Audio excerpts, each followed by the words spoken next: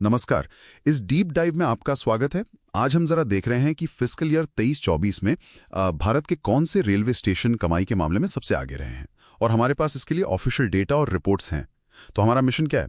हम समझना चाहते हैं कि ये स्टेशन मतलब पैसा कैसे कमाते हैं, टॉप पर कौन है और क्यों है, और ये सब जो है इंडियन रेलवे की पूरी बड़ी आर्थिक तस्वीर में कहाँ फिट बैठता है। तो चलिए शुरू करते हैं नई दिल्ली रेलवे स्टेशन से। कमाई 3,337 करोड़ से भी ज्यादा। जाहिर है ये इंडिया का सबसे ज्यादा कमाने वाला स्टेशन बन गया है। पर यहाँ एक दिलचस्प सवाल उठता है, क्या ज्यादा यात्री होने का मतलब हमेशा ज्यादा कमाई होता है? शायद नहीं। देखिए ना, टॉप 3 को ही लें। नई दिल्ली यानी NDLS, इसने कमाए 3,337 करोड़। यात्री कितने? करीब 3.93 करोड़। ठीक है। अब दूसरे नंबर पर हावड़ा, कमाई 1,692 करोड़, पर यात्री देखिए 6.13 करोड़, कहीं ज्यादा। और फिर तीसरा है चेन्नई सेंट्रल MAS, 1,299 करोड़, 3.06 करोड़ यात्रियों के साथ। ये तीनों ही NSG 1 कैटेगरी के स्टेशन हैं। हाँ, ये फर्क बहुत इंटरेस्टिंग है, खासकर नई दिल्ली और हावड़ा का। हावड़ा पर यात्री लगभग डबल है नई दिल्ली से, लेकिन नई दिल्ली की कमाई हावड़ा से डबल है। अगर आप प्रति यात्री कमाई देखें तो नई दिल्ली में ये लगभग 85 रुपये आती है, जबकि हावड़ा में ये सिर्फ 28 रुपये के आसपास ही है। बाप रे। तो फिर सवाल यह है कि भाई इतना बड़ा अंतर क्यों? क्या ऐसा है कि नई दिल्ली से लंबी दूरी वाली महंगी टिकट वाली ट्रेनें ज़्यादा चलती हैं, जैसे राजधानी हो गई या वंदे भारत, या फिर स्टेशन पर जो दूसरी कमाई होती है विज्ञापन से, दुकानों से, वो ज़्यादा है? हाँ, देखिए, दोनों बातें हो सकती हैं। प्रीमियम यात्री ज़्यादा हों तो प्रति टिकट कमाई बढ़ जाती है, और साथ ही जो बड़े स्टेशन होते हैं जैसे नई दिल्ली, वहाँ नॉन फेयर रेवेन्यू गैर किराया राजस्व, उसके मौके भी ज्यादा होते हैं। तो ये साफ दिखाता है कि कमाई सिर्फ भीड़ पर डिपेंड नहीं करती। किस तरह के यात्री हैं, स्टेशन के दूसरे इनकम सोर्स क्या हैं, ये सब मैटर करता है। अच्छा, और लिस्ट यहीं खत्म नहीं होती है ना, और भी बड़े स्टेशन हैं। जैसे सिकंदराबाद है 1276 करोड़, हजरत निजामुद्दीन 1,227 करोड़, मुंबई का LHT है 1,036 करोड़, CST मुंबई भी है 982 करोड़, फिर पुणे है 976 करोड़। ये सब भी टॉप कमाने वालों में हैं, और ये सब भी NSG 1 स्टेशन है।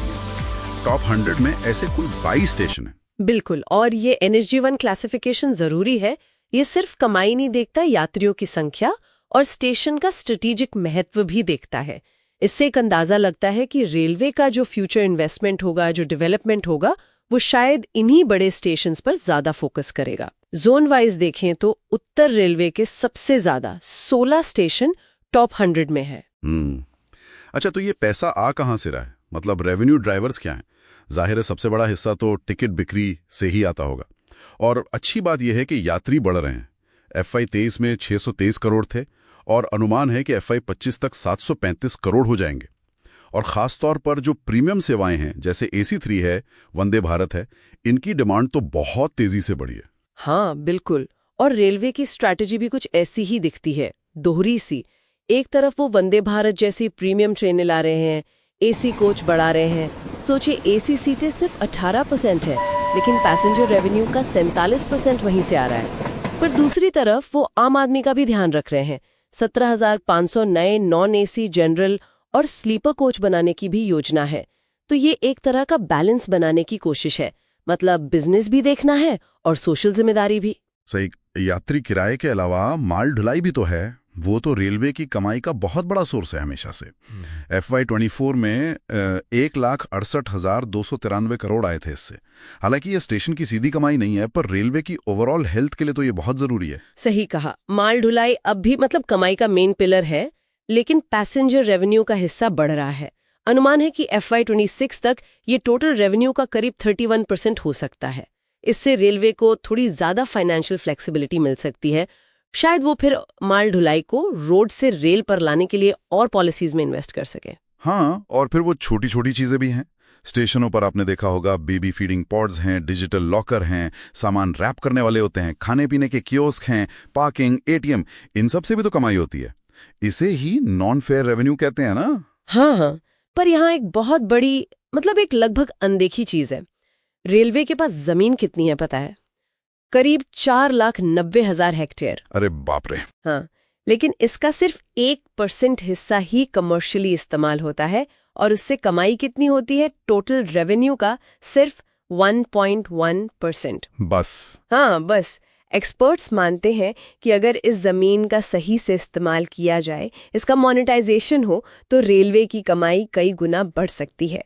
हालांकि एक संस्था है, रेल भूमि विकास प्राधिकरण RLDA, जो ये काम करती है, उसके सामने कुछ अपने चैलेंजेस जरूर हैं। तो ये सब मिलाकर अगर देखें तो रेलवे की पूरी आर्थिक सेहत कैसी दिख रही है? FY24 में टोटल कमाई तो रिकॉर्ड थी 2,56,093 करोड़ रुपए और नेट रेवेन्यू भी प्लस में था 3,260 करोड़ रुपए। हाँ, ये अच्छी खबर है। लेकिन एक और आंकड़ा होता है ऑपरेटिंग रेशियो। वो FY24 के लिए करीब 98.45% अनुमानित था। मतलब 100 रुपए कमाने के लिए करीब 98 रुपए 45 पैसे खर्च हो गए। एग्जैक्टली। इसमें सुधार तो हुआ है पिछले सालों से, पर ये अब भी काफी ऊंचा है। इसका मतलब तो ये हुआ कि जो बड़े प्रोजेक्ट्स हैं, जैसे स्टेशनों को मॉडर्नाइज करना है, नई लाइनें डालनी हैं, उसके लिए अभी भी सरकार की मदद पर निर्भर रहना पड़ता है। भले ही जैसे आपने कहा इलेक्ट्रिफिकेशन वगैरह से डीजल के खर्च में बचत हुई हो करीब 4,500 करोड़ की। बिल्कुल, फाइनेंशियल हेल्थ सुधर रही है, इसमें कोई शक नहीं। लेकिन सेल्फ सफिशिएंसी, आत्मनिर्भरता, खासकर बड़े कैपिटल इन्वेस्टमेंट के लिए, वो अभी भी एक चैलेंज है। तो कुल मिला के लब्बू लुबब ये है कि नई दिल्ली टॉप पर है।